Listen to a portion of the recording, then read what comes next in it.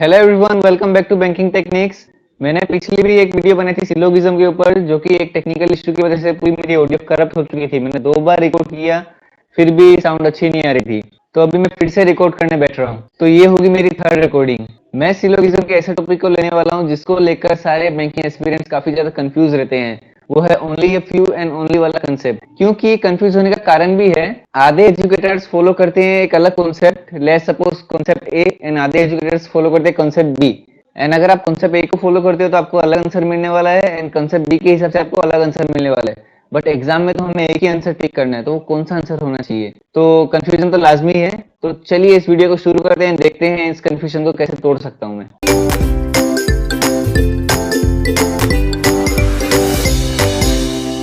तो आपके कंफ्यूजन को दूर करने के लिए मैंने कुछ क्वेश्चंस रेडी किए हैं। उस क्वेश्चंस के थ्रू मैं आपको समझाने वाला हूं। ये वीडियो को समझने में आपको थोड़ा टाइम डिवोट करना पड़ेगा, एंड ये वीडियो उनके लिए है जो कि पहले से सिलोगिज्म को समझते हैं, क्योंकि मैं इतना बेसिक्स में नहीं जाने वाला, खाली एक चैप्टर का कंसेप्ट समझाने वाला। तो अगर कोई नया एस्पिरेंट इस वीडियो को देख रहा है तो प्लीज आप पहले सिलोगिज्म का कॉन्सेप्ट समझिए, उसके बाद आपको ये वीडियो क्रिस्टल क्लियर हो जाएगी। एंड और एक चीज बताता हूँ, जो मैंने आधे एजुकेटर्स की बात की थी उसमें मेनली आते हैं पुनीत सर, जिसको फॉलो करके ही मैंने रीजनिंग सीखी थी एंड फुल मार्क्स तक स्कोर किया था। तो उनके हिसाब से एक कंसेप्ट अलग है एंड बाकियों के हिसाब से अलग है। तो चलिए देखते हैं। तो ये मैं लेता हूँ क्वेश्चन नंबर 1। तो पहले तो मैं आपको ये डायग्राम बना के दिखाता हूँ, only a few A are B. ये मैं लेता हूँ पुनीत सर के हिसाब से। पुनीत सर के हिसाब से क्या है, ओनली अ फ्यू का मतलब होता है सम ए आर बी।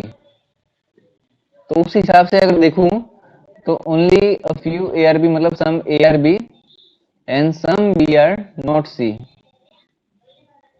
ये उनके कॉन्सेप्ट के हिसाब से ऐसा डायग्राम बन जाएगा। अभी कंक्लूजन देखते हैं, some A are not B. तो ऐसा तो कहीं भी मेंशन नहीं है, तो पुनीत सर के कॉन्सेप्ट के हिसाब से ये होता है फॉल्स। अभी कैसे होता है, जैसे कि मैंने बताया, ये वीडियो उनके लिए जिसको कॉन्सेप्ट पता है, तो वो समझ गए होंगे। अभी all A being B is a possibility, कि पूरा ए बी हो सकता है तो ये भी हो सकता है, कहीं पे भी मेंशन नहीं है कि ए बी नहीं है, देन ये ट्रू हो जाएगा। अभी ये सेम क्वेश्चन को मैं दूसरे एजुकेटर्स के हिसाब से फॉलो करके दिखवाता हूँ। तो लेट्स सपोज ये क्वेश्चन नंबर 2, एंड अभी बाकी एजुकेटर्स के हिसाब से एंड मॉक टेस्ट के हिसाब से भी आप जितने भी मॉक टेस्ट दोगे आपको यही वाला कंसेप्ट देखने मिलेगा। इसलिए मैं भी सोच के गया था कि अगर एग्जाम में कुछ only few and only related अगर आता है तो मैं पुनीत सर को इस चीज में फॉलो नहीं करूंगा, बाकी टीचर्स को करूंगा। ये मैं सोच के एग्जाम में गया था। तो अभी मैं आता हूँ क्वेश्चन नंबर 2 पे।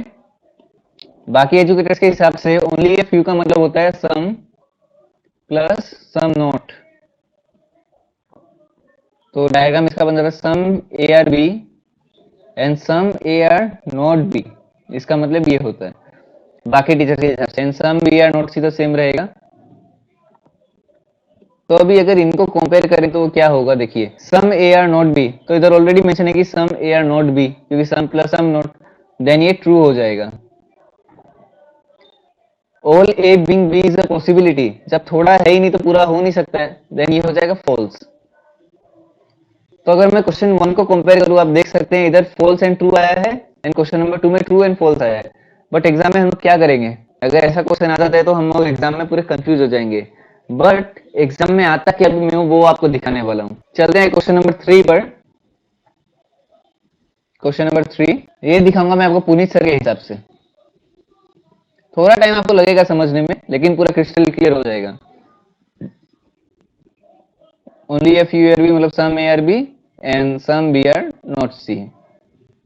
डायग्राम तो सेम है, सेम स्टेटमेंट है, बट कंक्लूजन में अलग करके दिखाया है। Some A are C is a possibility. Some A C हो सकते हैं, हाँ बिल्कुल हो सकते हैं, true.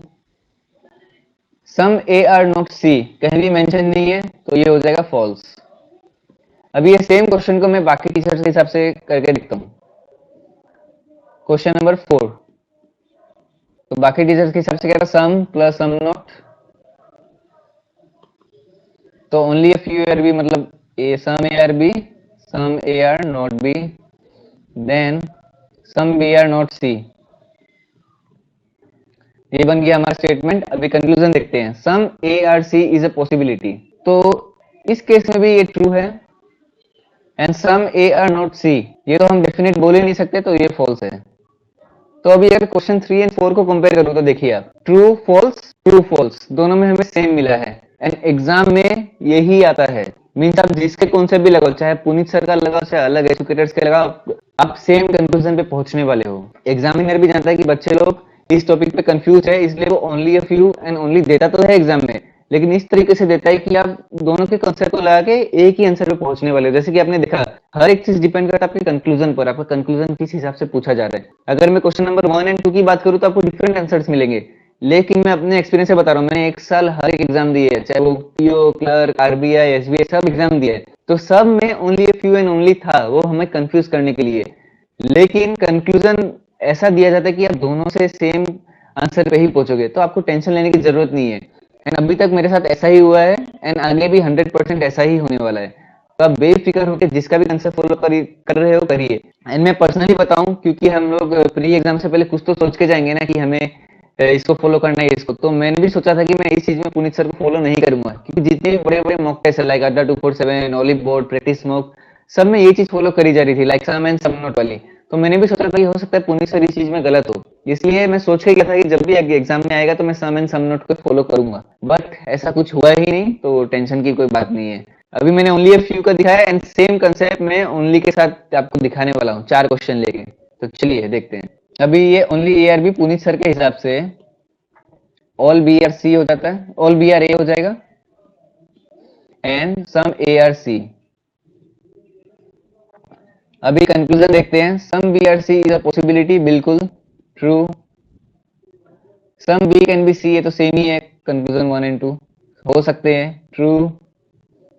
All A are C is a possibility, all A C हो सकता है कि नहीं हो सकता है, ये भी हो सकता है, ट्रू पॉसिबिलिटी में, क्योंकि हमें कुछ भी दिया नहीं गया है कि ये नहीं है। अभी सेम क्वेश्चन को देखते हैं, एक क्वेश्चन का नंबरिंग करना भूल गया था, क्वेश्चन नंबर 5।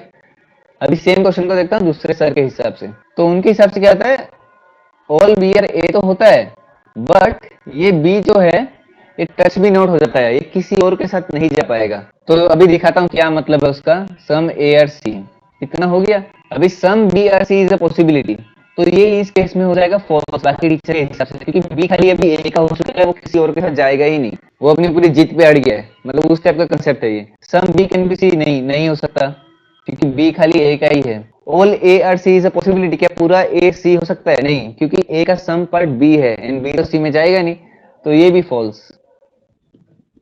एंड इसकी भी मैं नंबरिंग करना भूल गया था, ये क्वेश्चन नंबर 6। तो अभी 5 एंड 6 को कंपेयर करें तो इसमें ट्रू ट्रू ट्रू आ रहा है, एंड 6 में फॉल्स फॉल्स फॉल्स आ रहा है, तो इसके हिसाब से भी हमारा पूरा कॉन्सेप्ट अलग है।